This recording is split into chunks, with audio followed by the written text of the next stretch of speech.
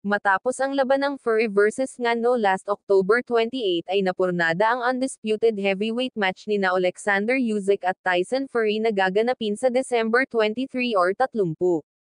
2023 this year sana. Na-move ito sa February 17, 2024 sa kadahilanang nagtamo umano ng minor injury si Tyson Fury sa naturang laban. Kailangan muna niyang mag-recover sa mga bogbog na ibinato ni Francis Ngannou.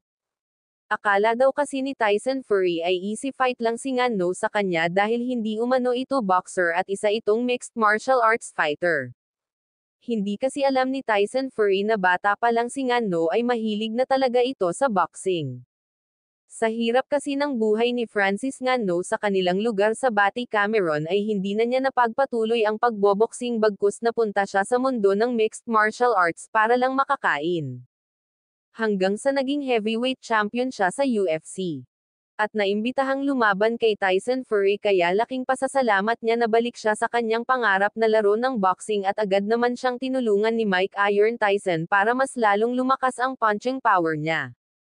At hindi nga niya binaygo si Mike Iron Tyson sa kanyang improvement ng power punch ni Ngannou nang pinatumba niya si Tyson Fury sa round 3 ng kanilang laban. Nagulat ang mga boxing fans sa naging performance sa laban ni Ngannou versus Fury. Di akalaing kayang patumbahin ni Ngannou si Fury. Samantala dadako tayo sa ibang balita mga lodi.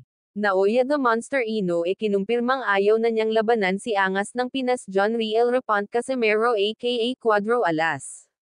Matapos nitong lumaban sa Japan kang Oguni na kung saan napanood mismo ng live ni Naoya the Monster Ino ang performance ni John Riel Cuadro Alas Casimero laban kay Oguni at hindi naman daw impresibo ang galaw ni Cuadro Alas.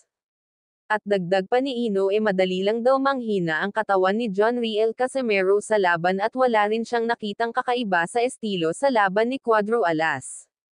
Ayon pa sa binitawang statement ni The Monster, Casimero wasn't good enough and I lost interest.